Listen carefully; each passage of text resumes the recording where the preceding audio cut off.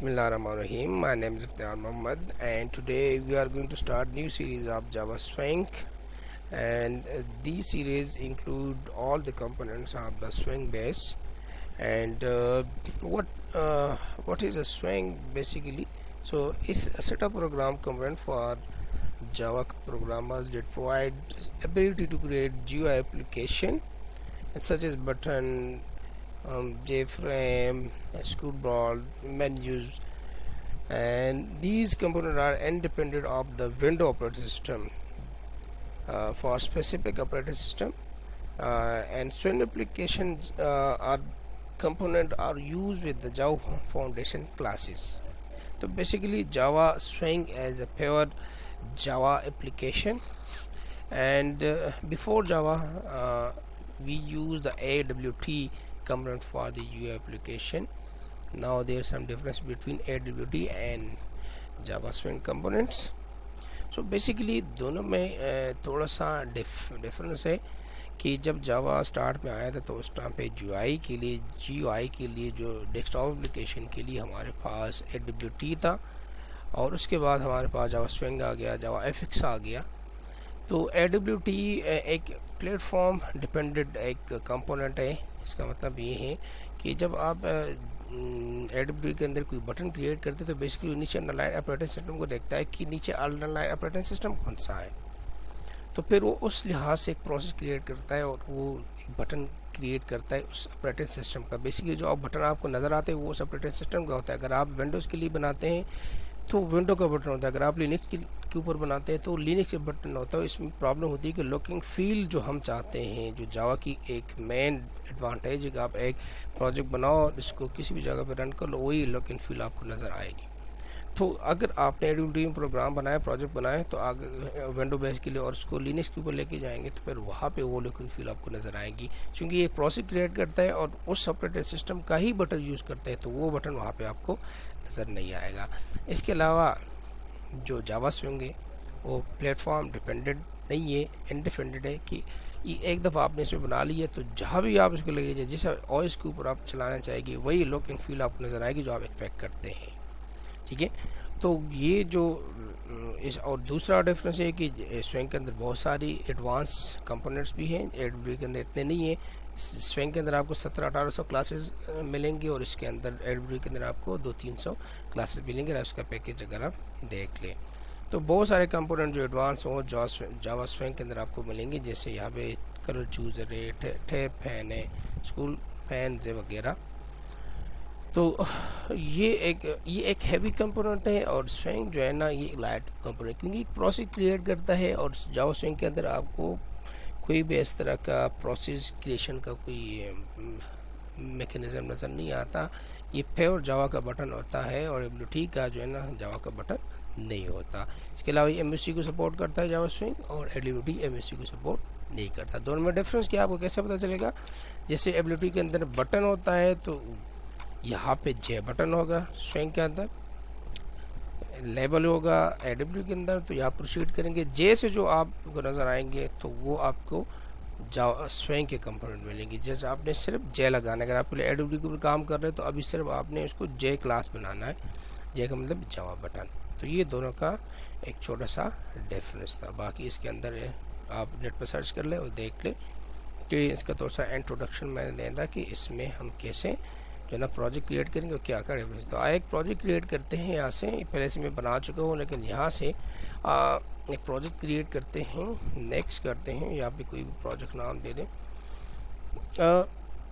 हम जो project create करेंगे वो हम क्लिक एंड ड्रैग से नहीं करेंगे, वो हम मैनुअली करेंगे कि मैनुअली हम कैसे हर चीज़ का एक कोड बनाएंगे, फिर इसको हम रन करेंगे. और एट द एंड ये जो 15-20 लेक्चर हमारे होंगे या इससे ज़्यादा भी हो सकते हैं, मैं एक मिनी प्रोजेक्ट बनाऊंगा क्लिक एंड ड्रैग से. तो वहाँ पे आपको क्लिक एंड ड्रैग का पता चल जाएगा कि हम पहले मैनुअली कितना मुश्किल से एक प्रोजेक्ट क्रिएट करते थे और फिर हम क्लिक एंड ड्रैग से विदिन मिनट्स में बना सकते हैं. लेकिन उसको बनाने का अभी जो मैं बना रहा हूँ ये मैनुअली बनाने का मकसद है कि आपको आइडिया हो जाए कि पीछे कोड कैसे लेके जाते हैं. वैसे आप क्लिक एंड ड्रैग से भी कर सकते हैं, कोई भी आइडिया आपको फैसिलिटी दे दी है, क्लिक्स भी देती है और आपको ये नेटबीन भी दे देता है, तो वो इतना मुश्किल नहीं है. लेकिन पहले आपको चीज़ के बारे में पता होना चाहिए कि वो कैसे बनते हैं, इसके पीछे कोड क्या होता है.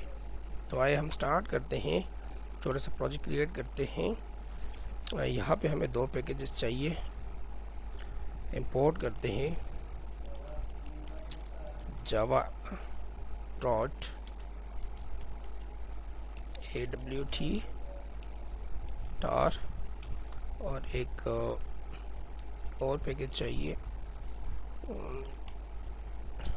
java x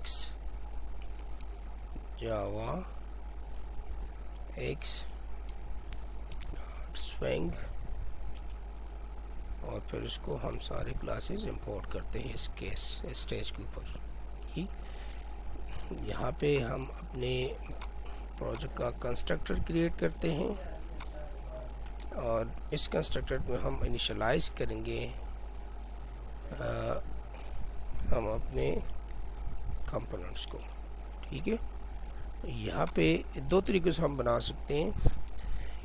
हम इनहेरिटेंस के थ्रू भी कर सकते हैं और हम एसोसिएशन के थ्रू भी कर सकते हैं। दोनों तरीके से आपको बुक में डिफरेंट तरीके से, मैं दोनों तरीके से करूँगा। आज हम देखेंगे कि हम एसोसिएशन के थ्रू कैसे बनाते हैं। तो उसके लिए हमें जे फ्रेम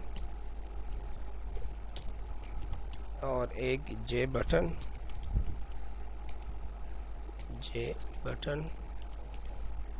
का ऑब्जेक्ट बनाना पड़ेगा। फिर एफ रेफरेंस बनाते हैं और नीचे यहाँ पे हम क्रिएट करते हैं, कंस्ट्रक्टर में इनिशियलाइज करते हैं कि f equal to new J frame, और यहाँ पे आप लेबल भी दे सकते हैं माई फ्रेम। ठीक, और यहाँ पे bt इक्वल टू नेक्स्ट हम बनाते हैं न्यू जे बटन, दे दे okay button,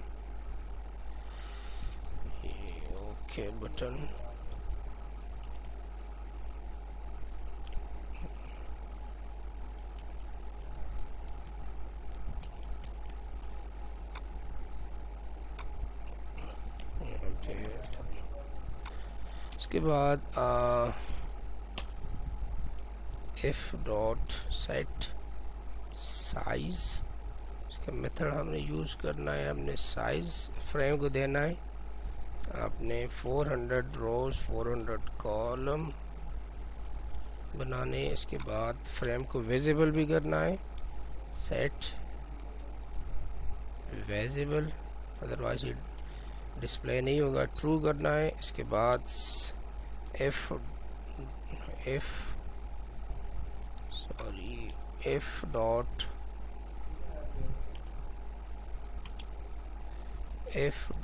set default close operation, ये मस्ट देना है, अदरवाइज कंट्रोल रिटर्न नहीं होगा। मैं बताता हूँ इसको कैसे करना है। F dot exit on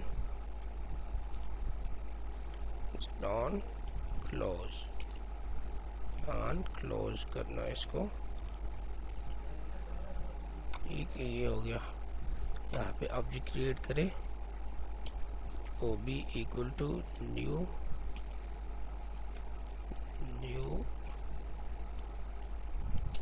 object. जो ही हमारा ऑब्जेक्ट बनेगा तो इनिशियलाइज होगा, एग्जिट ऑन क्लोज, ये क्लोज स्पेलिंग ठीक कर रहे, क्लोज ये कैपिटल में रखना है, क्लोज। ठीक, इसको रन करते हैं।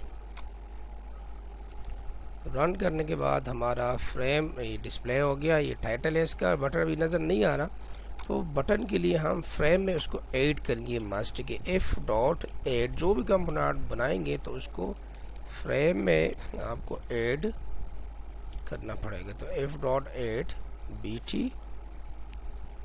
जो बटन बनाए हैं कि फ्रेम में ऐड करें। ठीक, उसके बाद आप बटन का साइज, चूँकि यहाँ पे bt डॉट्स बाउंड्स, उसकी बाउंड्री सेट करके फ्रेम में कहाँ पे आपको आने चाहिए नज़र, ठीक है। तो यहाँ पे आप इसको 20,20 और इसका हाइट और विड्थ सेट कर लें और bounds set bound bt dot set bounds.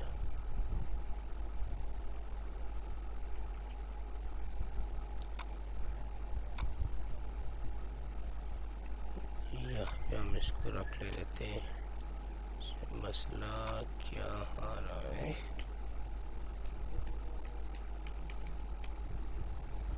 Beat dot set bound comma यहाँ पे आना चाहिए, ठीक।